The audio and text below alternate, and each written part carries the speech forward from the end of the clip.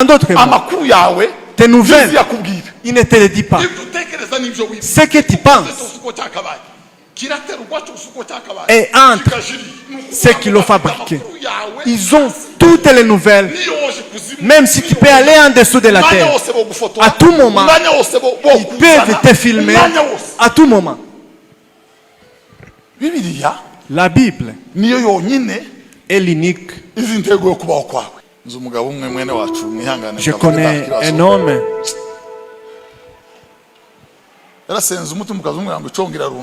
Il a prié et je souhaitais être comme lui. Une femme l'avait serré. La serré. La parole qui libère. Ce n'est pas la force.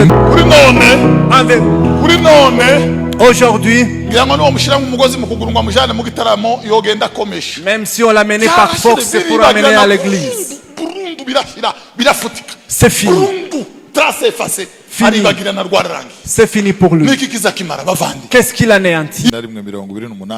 Proverbe 11 et 28.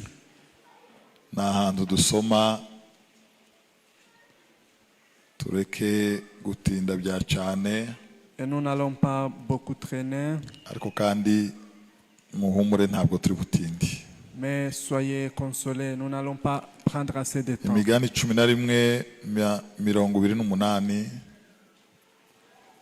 Aravuga ngo wishingikirije ku butunzi bwe azagwa, ariko umukiranutsi azatoha nk'ikibabi kibisi. Amen. Amen. Wishingikirije ku butunzi bwe azagwa, ariko umukiranutsi azatoha nk'ikibabi kibisi. Amen. Amen. Bamaze gusenga, reka tuganireho. On a déjà prié.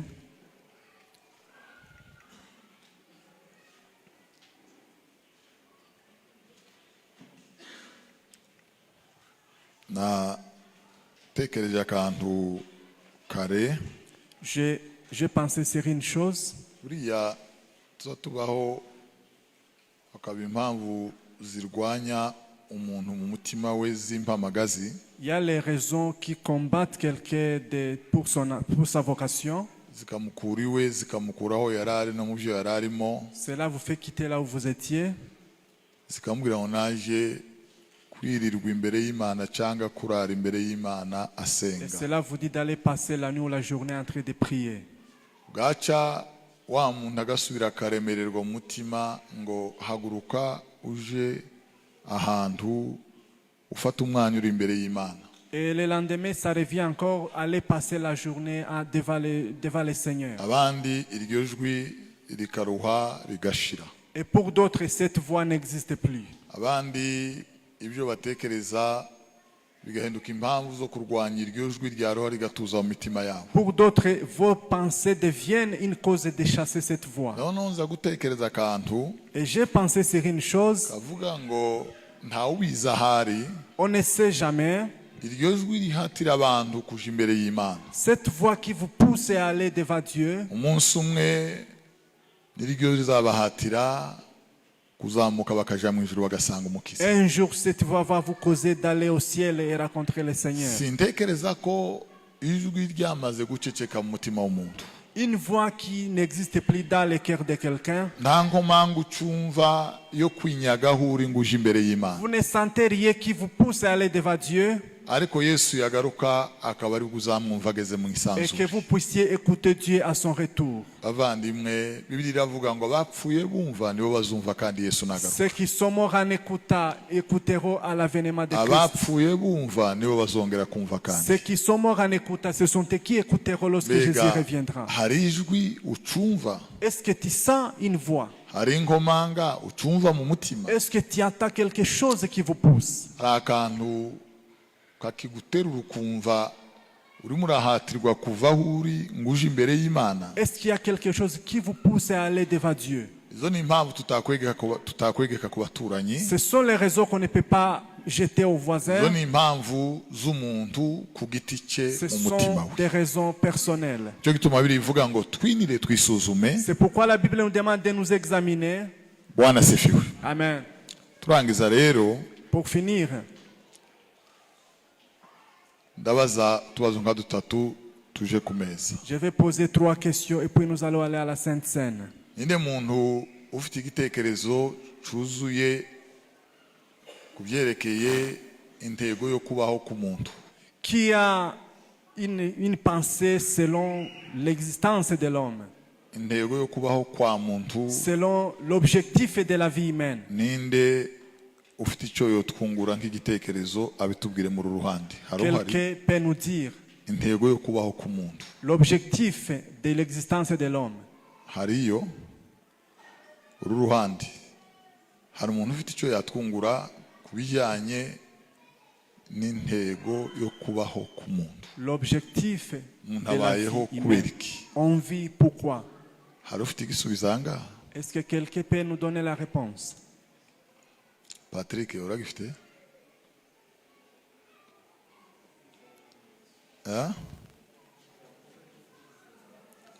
Tubeho twizeye umwami Yesu.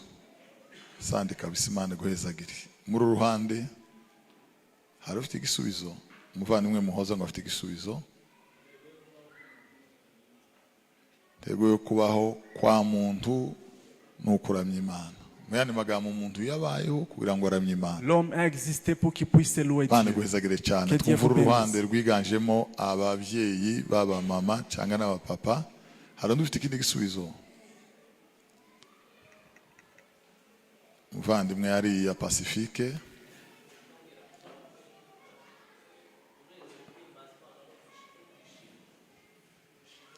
Intego yo kubaho kwa muntu ni ukugira ngo ahimbaze Imana no kwishima. Imana guhezagire cyane. Twumve rwa ruhande rurimo abantu bakuru, ngira ngo twumve wenda hari umuntu ufite igisubizo. Mama runaka yarasetse, ngira ngo yatoye nka 2. Reka tuganire. Partageons la parole. Umuntu ngo yigeze kugenda, L'homme avait voyagé.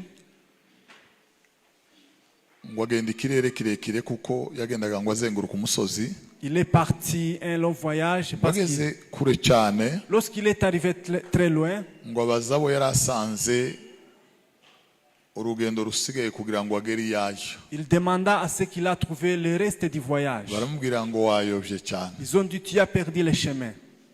Ababaza niba nta hantu yonyura kugira ngo abashe kugera aho aje. Il a demandé s'il y a un raccourci où il peut passer pour atteindre Baramubwira ngo l'objectif. inzira n'imwe gusa, Il y a l'unique voie, ngo ni ugusubira aho watangiriye urugendo. c'est rentrer au point de départ.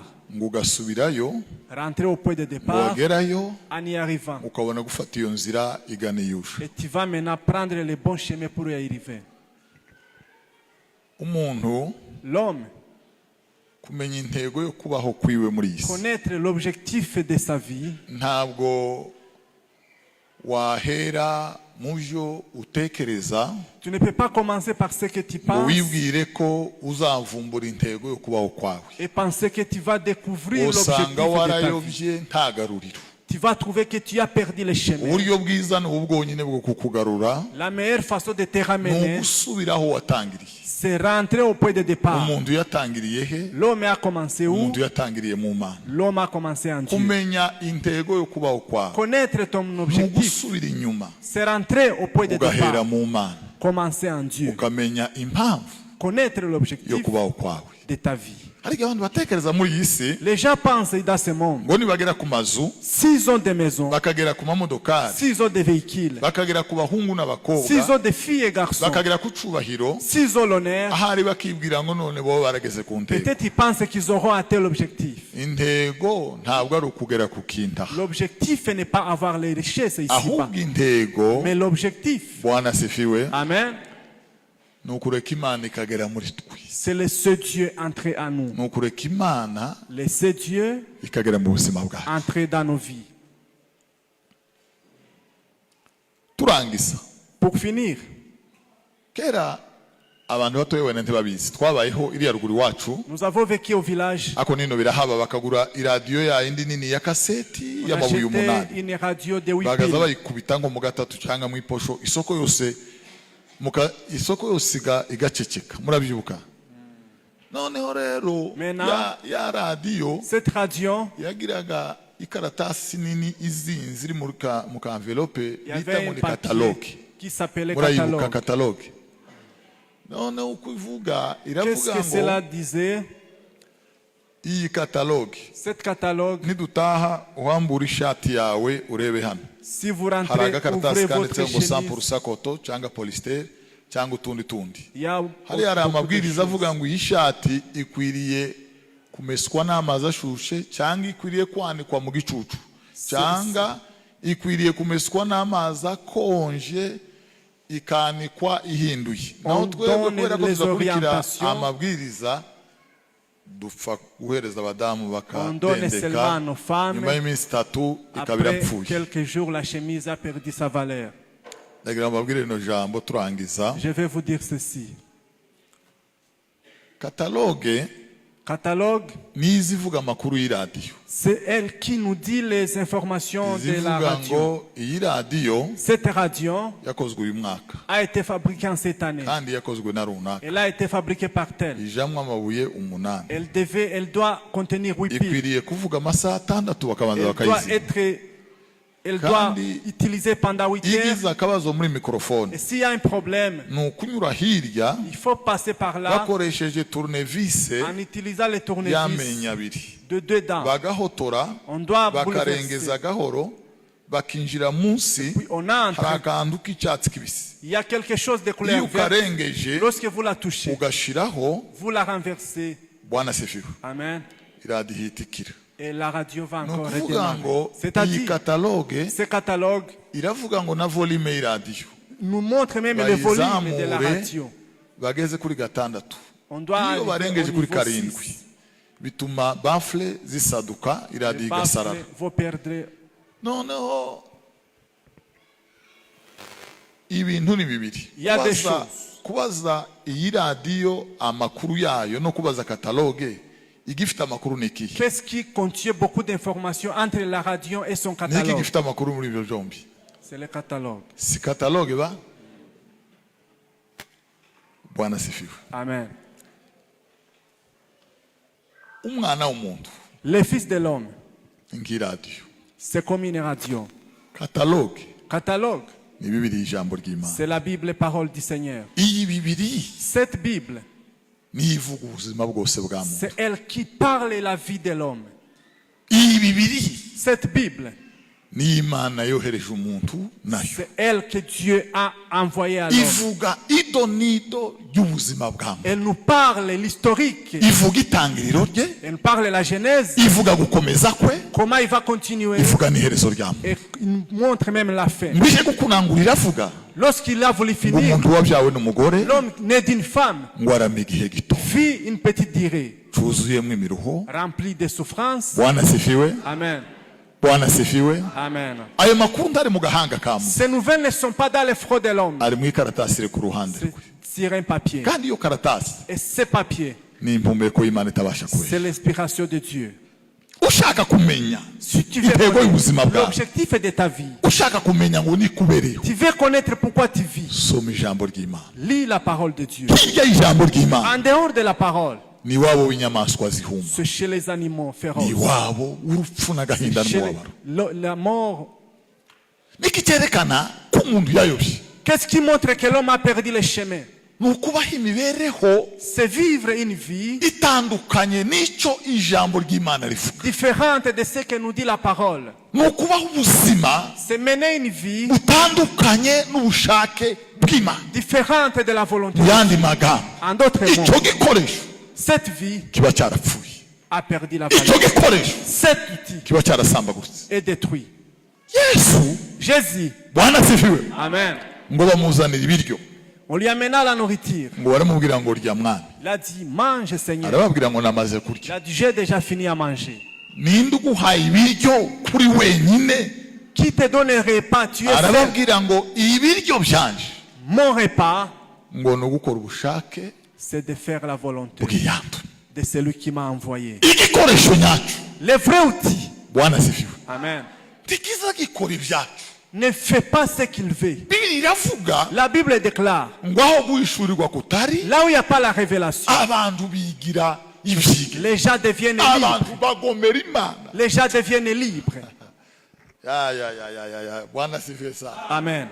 twongere duheze isi icyubahiro. Lève la gloire de Dieu. aho guhishurirwa kutari Là où il n'y a pas de révélation, abantu bigira ibyige, les gens deviennent libres. hagati yabo n'ijambo ry'imana Entre eux et la parole, hari intera ndende, il y a une grande distance. hari intera ndende. Il y a une grande distance. babayeho ku bwabo, Ils vivent pour eux, ku bwenge à bwabo, cause de leur intelligence, ku bitekerezo à byabo, cause de leurs pensées. bariyobora. Ils se dirigent, umwuka ntubabaze, ne posent pas de ubuzima questions. bwabo iyo bagana nibo Là où ils bonyine se dirigent, c'est nibo eux-mêmes. bafite vola y'ubuzima Ils bwabo. ont les volets de leur vie. ariko bibiri iravuga Mais la Bible dit, haleluya Amen, ngo abayoborwa n'umwuka w'imana ceux bose qui sont conduits par le Saint-Esprit, nibo bana b'imana. ils sont les enfants de Dieu. abayoborwa n'umwuka Ceux w'imana qui sont conduits par le nibo Saint-Esprit, bana b'imana, ils sont les vrais enfants de Dieu. bakristo. twongere duheze isi icyubahiro ba bwana asifiwe. Amen. bibiri iravuga La Bible déclare, ngo turi ab'imana yaremye, nous sommes les créatures de Dieu. ituremeye imirimo Il nous a créés myiza pour les bonnes œuvres muri kristo yesu. en Jésus-Christ. imirimo myiza gusa Les bonnes œuvres muri kristo yesu. en Christ Jésus.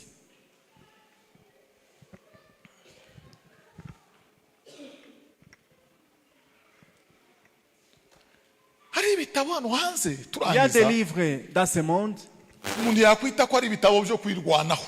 le livre créé par les hommes. barakubwira ngo uringanize intego kugira ngo ugire ibyo uzageraho. Il faut faire ceci pour aboutir à l'objectif. bakubwira uburyo wakwizamura n'uburyo wabaho. Comment tu peux faire pour s'élever? bakubwira uburyo wohaguruka ku manywa na nijoro ugashaka ugakomanga kugeza ukinguriwe. Comment tu peux toquer et être qu'on puisse vous ouvrir iyi la porte? bibiriya yo ntabwo izakubwira ibyo. Cette Bible ne vous dit bibiriya pas. ziri mu bitabo byo kwenda kukuzamura. La Bible ne va pas te lever. bibiriya ziri mu bitabo byo kwenda kukubaka. Elle ne va pas te bâtir. imana ntiyigeze isezeranya kukubaka. Dieu n'a jamais promis de te yesu bâtir. ntiyigeze asezeranya kubaka akazi kawe. Jésus n'a jamais yavuze ko promis de te azubaka itorero bâtir. ryiwe. Il va bâtir son église. Haleluya! Alléluia. yavuze ko azubaka itorero. Il nyuma y'itorero bâtira ntakindi yesu son église.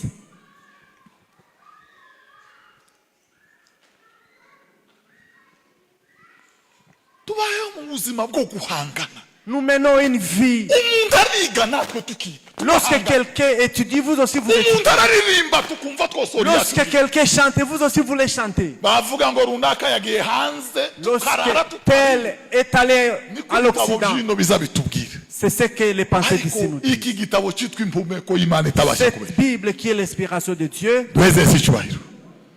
bwana asifiwe. Amen. icyo kiravuga Elle dit, ngo ni uko mubabera soyez saints kuko yabahamagaye parce que celui qui vous a appelé ariye. est saint.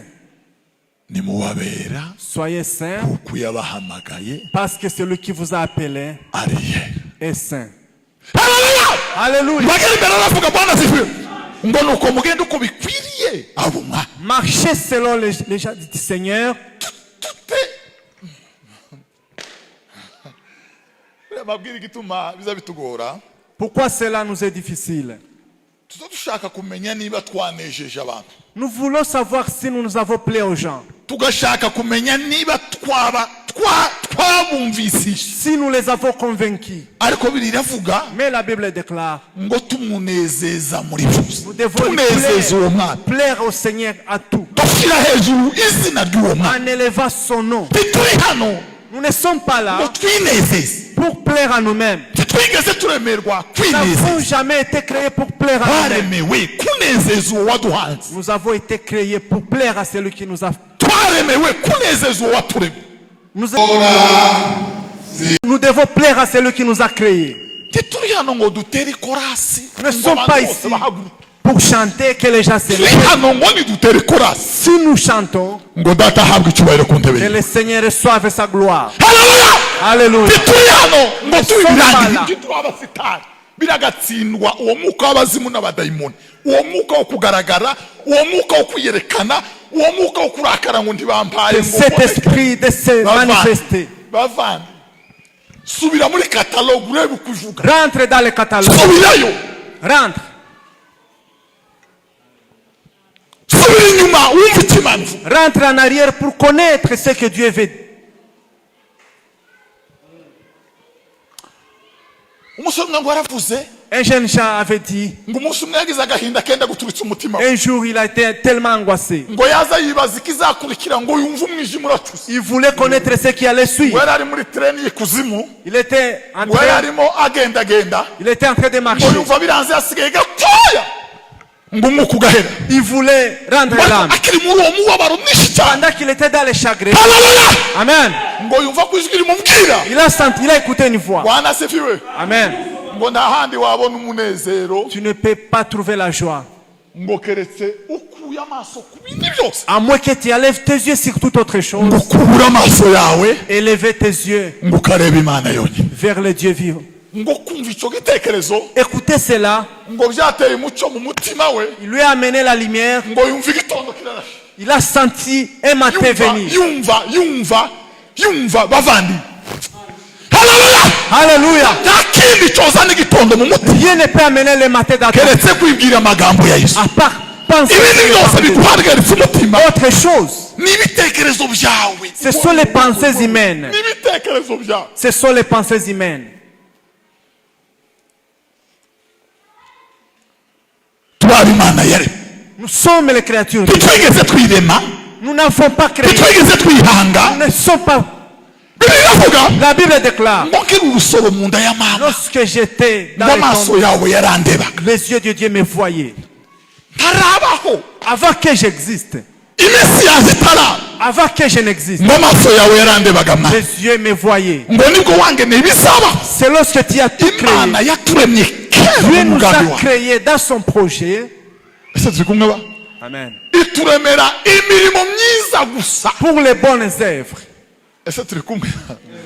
Babwire. Je vais vous dire, uyu munsi na akaganiro gatoya tugahita dusenga. nous allons partager un peu. Zarugaro. Abantu hano hanze bararwaye, Les gens sont malades ici. ngo baravuze ngo n'umuntu Imana ihaye izamura, Oh, c'est quelqu'un que Dieu est en train ngo n'umuntu d'élever. Imana ihaye ikoresha ibikomeye, C'est quelqu'un que Dieu utilise. ngo ni icyamamare. Il est connu. Bwana asifiwe. Amen.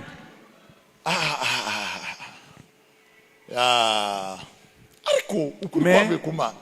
En vérité, Yesu Kristo Jésus-Christ tigeze agambirira kumenyekana. n'a jamais ngo voulu être une baramubwiye star. ngo hari abagushaka, Il y a ceux qui vous cherchent. aravuga Il a dit, haleluya Alléluia, ngo igihe ntikiragera, le moment n'est pas encore venu. genda ubabwire Va leur ngo dire nibatahe igihe ntikiragera. qu'il y rentre le moment n'est pas Ibasubireyo venu. ntiyara. Qu'il y rentre le moment n'est pas none venu. mwami Yesu, Maintenant, ko nta muntu uzi ukora bene ibyo, personne n'est woguma i pressé. Galilaya mwa nyina, peux waje ukaja i Yerusalemu Tu peux aller à Jérusalem ukiyereka abantu. pour se montrer aux gens. arababwira Alléluia.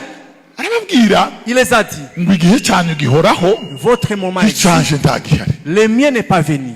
igihe ntagihari. Le moment n'est pas encore. arababwira ngo nibagende, Il a dit qu'il y ngo rentre. bararongora, ngo bamaze kwiyufura bose, Lorsqu'ils sont partis, ngo Yesu agenda runoni, Jésus était parti. agenda gaho, Il était parti. Là, haleluya, ngo agezemo, en y arrivant, ngo yicara inyuma atuje, il s'est mis en ngo arrière. baramushaka. Ils ont cherché. Umutambyi akavuga ngo ese wa mwana ntiya, Où se trouve cet enfant? ngo bakavuga ngo Il ntiyigeze aza. disait, il n'est pas venu. Wa mwana ntawaje, Où est cet enfant? ngo bakabahakanira ngo ntawaje. Il disait qu'il n'était Ngo pas kandi venu. Yesu Kristo Jésus-Christ, ngo yararaho, il était dans la salle. ngo yararaho. Il se tue comme le Fils de Dieu.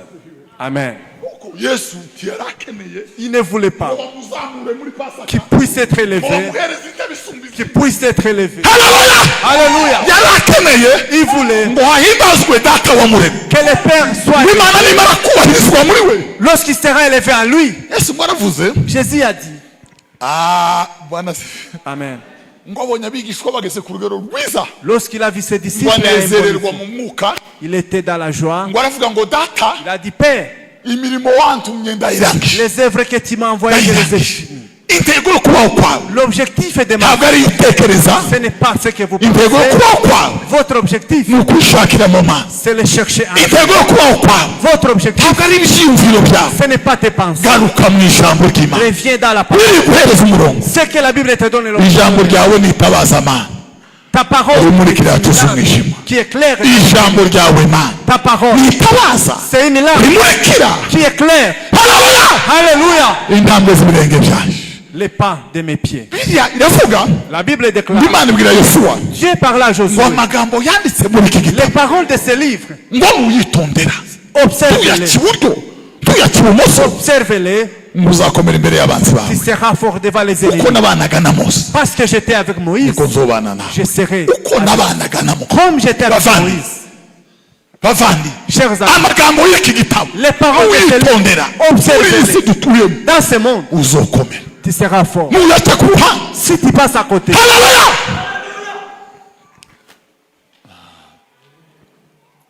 Mugabo umwe yarambwiye quelqu'un ari m'a dit, ahangaha arambwira il est ici, ngo abantu bamwe yaza akorera akazi il travaillait quelque part. bakaba mu rupango ngira ngo rw'imitahe. Ils étaient dans Inyuma une clôture. y'urupango, inyuma y'urupango En dehors de la clôture, hakaba amahongo, amafumberi, amasha, il y avait des hakaza animaux. n'intare.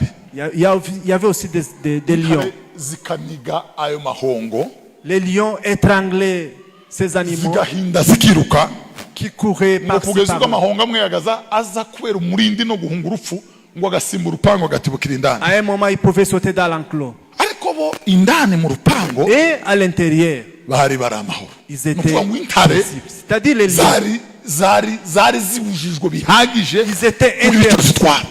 Ndagira d'entrer. ngo mbahereze urugero Je turangiza. vais vous donner un exemple. Imibereho yose inyuma y'ubushake bw'Imana. Toute vie en dehors de l'enclos, Ubuzima bwose inyuma y'Imana toute vie en dehors de Dieu, ni inyuma y'imitahe, c'est en dehors de ni l'enclos. iwabo w'inyamaswa, Il y a les ni iwabo animaux. w'intare. C'est chez les lions. Haleluya! Alléluia! Kandi abantu baza batekereza ngo satani Yale Jacques bikerekana ko pense. satani yahize abantu akabahindura umuhigo ngo nuko bazokena abandi bagapfa C'est ngo abandi parce qu'il faut bakamwibara. être pauvre et Azoguhiga rimwe akwaka ubugingo, il va te ravir la vie. azogukura mu nshuti zawe inomero zawe Il agushyire mu va bandi te utabaga. ravir la vie.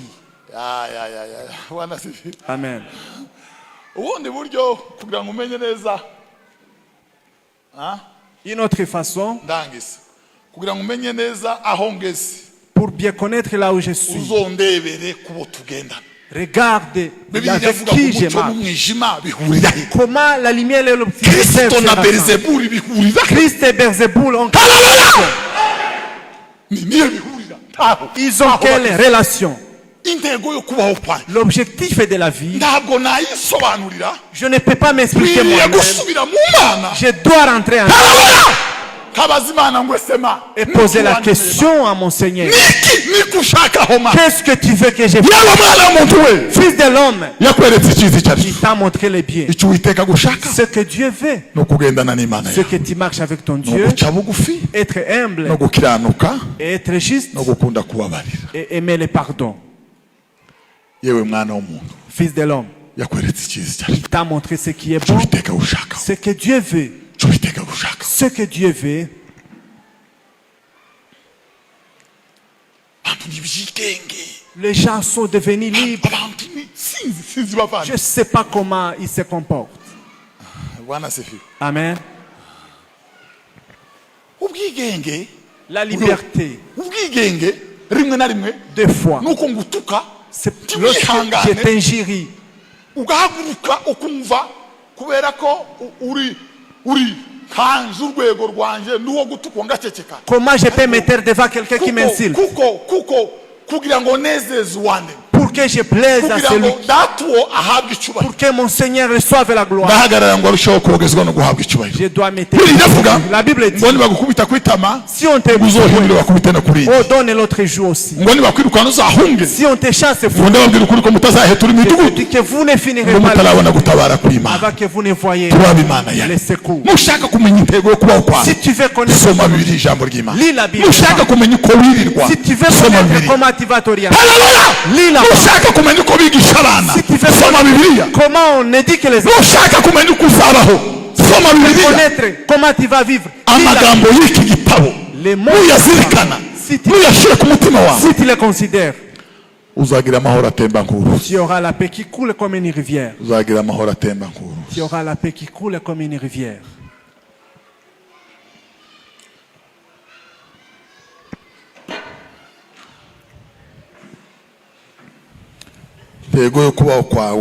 L'objectif de la vie, vous devez la lire dans la Bible. C'est lui qui te dira comment tu marcheras, comment tu passeras la journée, comment tu vivras avec les autres, votre faiblesse, les malheurs qui t'attendent, te dira même la fête, te dira même l'esprit éternel, il te dira même la fête des justes. Hari umwene data umwe wahora yibaza kuva mu byaha abigerageresha imbaraga ze ariko arananirwa. Wawe usitekeza ngo uzoreka ingeso. Toi tu penses que tu vas abandonner les habitudes parce que tu es licencié. Usitekeza ngo uzoreka ingeso. Kubera ko hano hanze abantu baza bakuririmira. Parce que les gens t'obéissent. Ubwo bwenge ubukure mu bitekerezo. Il faut abandonner. Imbaraga zibohora zihishe mu ijambo ry'Imana. La parole qui libère est cachée. Alléluia. Alléluia.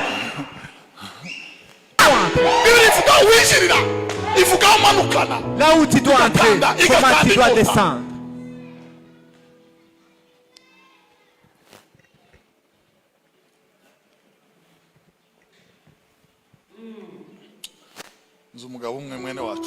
Je connais un homme.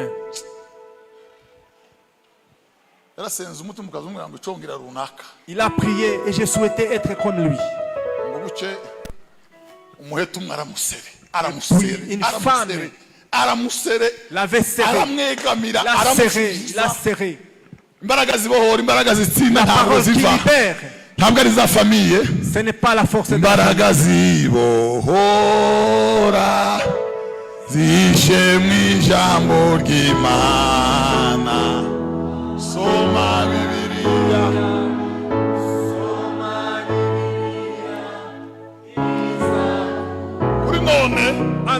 Kuri none aujourd'hui, même si on l'a mené par force, c'est pour amener à l'église. C'est fini. Fini. C'est fini pour lui. Qu'est-ce qu'il anéantit? La force qui anéantit la soif du tabac, la soif de voler. Tu dis chaque fois que je ne vais plus voler la tire. Nous allons t'accompagner à Macao. Parce que la soif qui anéantit, ce ne sont pas les pensées.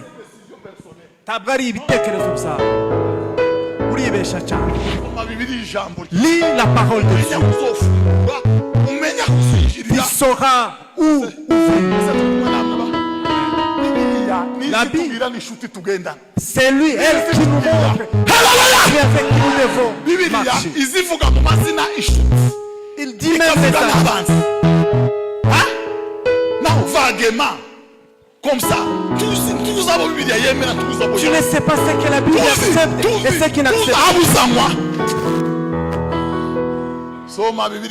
Lis la parole.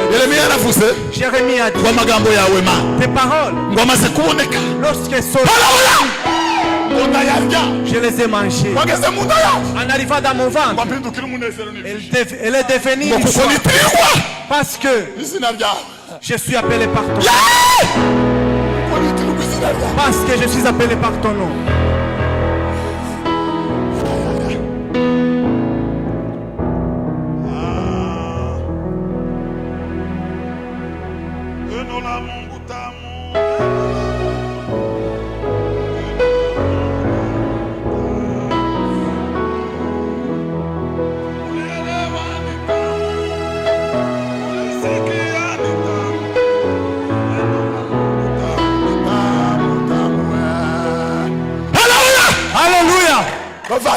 Chers amis, pense un homme comme vous, une petite habitude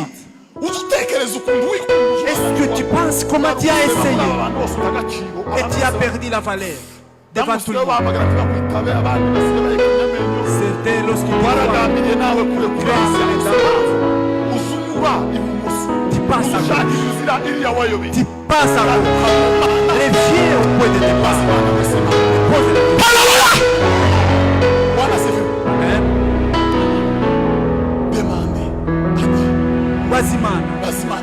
Pose la question à Dieu. Comment je peux sortir? Comment je peux sortir là où j'ai caché ma tête? Lis la parole de Dieu. Lis la Bible, les paroles de Dieu.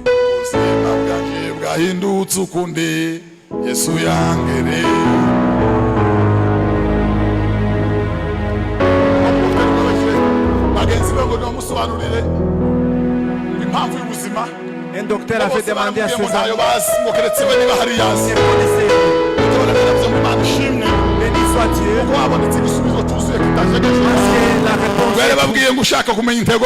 C'est lui qui veut trouver. Il peut poser la question. Il peut poser la question à son Dieu. Pourquoi nous devons souffrir pour les problèmes? Pose la question à ton Dieu. Pourquoi tu m'as dit? Est-ce que c'est ici? Alléluia. Est-ce que ce sont les amis avec qui je dois passer la journée? Est-ce que c'est ici?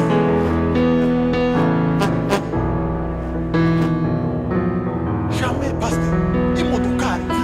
Les véhicules ne te dirigent pas. Un bon téléphone ne les fera pas. Demandez à ceux qui ont fabriqué les téléphones. Pour finir, ceux qui ont les téléphones des marques Samsung ou iPhone, dans leur maison, ils savent qu'ils peuvent fermer, ils peuvent bloquer cela et personne n'a touché ici. Ceux qui sont là, ils connaissent comment fonctionne. C'est pourquoi iPhone, lorsque tu veux tenter 2 ou 3 fois, ce n'est pas bloqué à partir d'ici. Ça se bloque à partir de là où ils ont fabriqué. Leur force, avec sa valeur, n'est pas dans vos mains. C'est à ceux-là qui l'ont créé. Ceux qui l'ont fabriqué, ils connaissent pourquoi ils l'ont fabriqué. En d'autres mots, tes nouvelles, il ne te le dit pas. Ce que tu penses est entre ceux qui l'ont fabriqué. Ils ont toutes les nouvelles. Même si tu peux aller en dessous de la terre, à tout moment, ils peuvent te filmer à tout moment. C'est-à-dire, la Bible est l'unique qui connaît l'objectif de notre vie. Dis, lis la Bible et parole de Dieu. Tu trouveras l'objectif. Tu ne vas plus changer de position. Tu ne vas plus être ébranlé.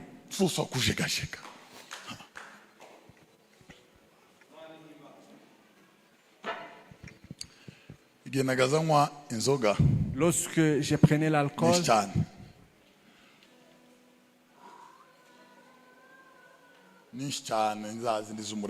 j'en prenais en grande quantité. À cause de la pauvreté, j'avais seulement un tricot avec une babouche rouge qui n'avait plus, qui était déjà déchirée. Je pouvais porter ce tricot pendant un mois. Je prenais les poux et j'étais par terre. Et à ce moment,